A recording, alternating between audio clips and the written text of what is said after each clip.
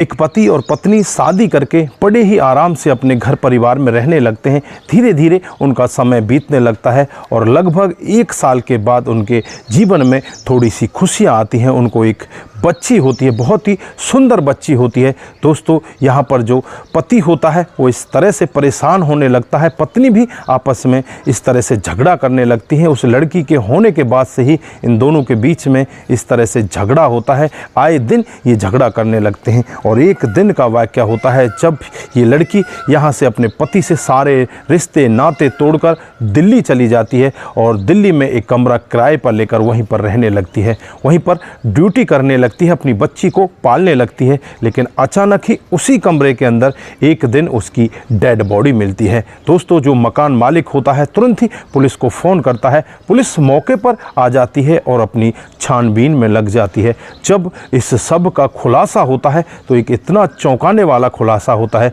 जिसे सुनकर हर कोई व्यक्ति सोचने के लिए मजबूर हो जाता है। अगर आप भी पूरी कहानी के बारे में सुनोगे तो एक बार आप भी सोचने के लिए मजबूर हो जाओगे। आइए दोस्तों, जानते हैं पूरा मामला क्या था, किस वजह से ये पूरा कांड हुआ था। दोस्तों, आगे बढ़ने से पहले हमारी वही रिक्वेस्ट कि जो हमारे चैनल के साथ नए हैं कृपया करके चैनल को फॉलो कर लें, बेल आइकन को ज़रूर प्रेस करें। नमस्कार, जय हिंद। आप देख रावत के साथ। तो दोस्तों, आज की जो हकीकत की घटना आपको बताने जा रहा हूँ ये राजधानी दिल्ली के सरिता विहार थाना क्षेत्र के मदनपुर खादर की हकीकत की घटना है। 11 नवंबर 2022 दोपहर के करीब 2:30 बजे का वक्त रहा होगा जब एक मकान मालिक पुलिस के पास फ़ोन करता है और फ़ोन करके वो यही कहता है कि साहब, मेरे घर के अंदर एक लड़की किराए पर रहा करती है, लेकिन अचानक वो आज घर के अंदर से दरवाज़ा नहीं खोल रही है, बाहर से ताला लगा हुआ है और घर के अंदर वो खुद बेड पर पड़ी हुई है, उठ ही नहीं रही है। दोस्तों, पुलिस यहाँ पर बिना कुछ देरी किए हुए आनन फानन में ही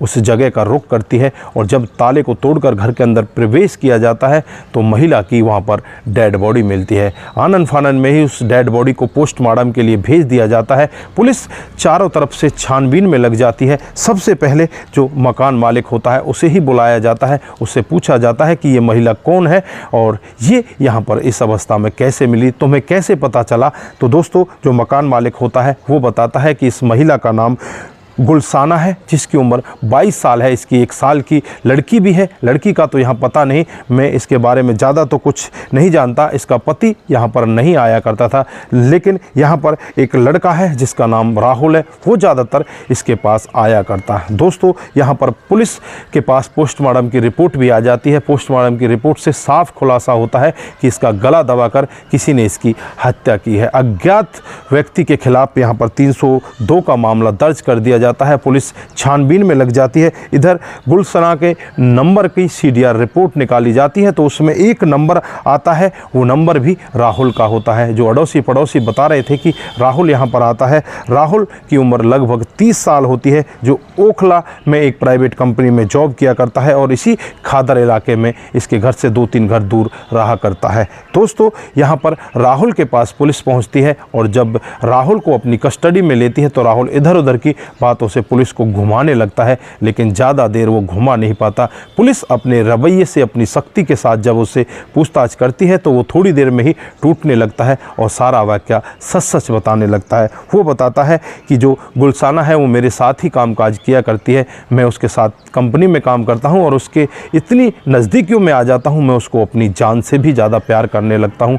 मैं उससे कहता हूँ कि मैं तेरे साथ में शादी करना चाहता हूँ, तेरी बच्ची को भी अपनाना चाहता हूँ। तो यहाँ पर जो गुलसाना होती है वो भी कह देती है कि ठीक है, ये सब मैं भी करने के लिए तैयार हूँ, लेकिन मुझे अड़ोसी पड़ोसियों से पता चलता है कि एक आदि नाम का व्यक्ति है जिसके साथ ये लव अफेयर में है। मैं इसको बार बार पूछने का यत्न करता हूँ, लेकिन ये हर बार मुझसे यही कहती है कि मैं किसी से प्यार नहीं करती, बस तुम ही से प्यार करती हूँ।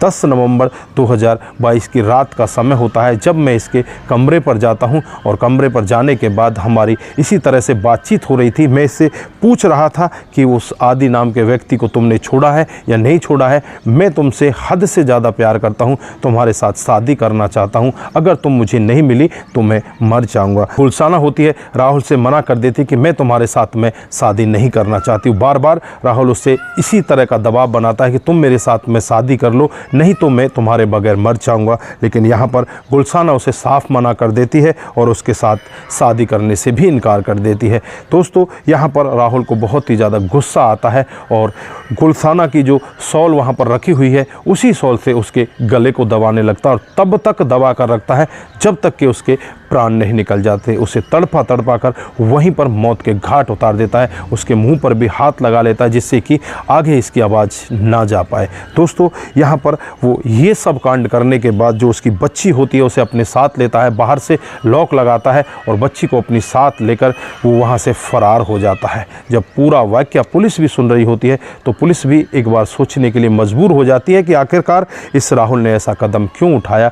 इस पर तो इसका कोई अधिकार नहीं था, इसकी ये प्रेमिका तो थी, लेकिन इसको ऐसा कदम नहीं उठाना चाहिए था। अगर ये इसके साथ शादी नहीं करना चाहती है तो इसकी ये आज़ादी है, ये नहीं कर सकती। लेकिन यहाँ पर जो राहुल ने कदम उठाए वो बहुत ही गलत है। धारा 302 के तहत मुकदमा दर्ज कर लिया जाता है और उसे जेल के अंदर बंद कर दिया जाता है। इधर जो गुलशाना की 1 साल की बच्ची होती है उसे भी राहुल के चंगुल से छुड़ा लिया जाता है और यहाँ पर जो जिस बच्ची की नानी होती है यानी कि गुलशाना की माँ होती है उसको सौंप दिया जाता है। अब वो छोटी सी बच्ची अपनी नानी के पास रहेगी और माँ तो यहाँ से सदा सदा के लिए जा चुकी है। जो यहाँ पर राहुल दावा करता था कि मैं इसका प्रेमी हूँ, आज वो प्रेमी जेल के अंदर चला जाता है। इस प्यार को आप क्या नाम दोगे? ये क्या प्यार है जो प्यार में इस तरह से किसी की जान ली जाती है? प्यार में तो एक दूसरे के लिए अपनी जान तक देकर उसकी खुशियों लाई जाती हैं, लेकिन यहाँ पर तो उल्टा ही कुछ हो जाता है।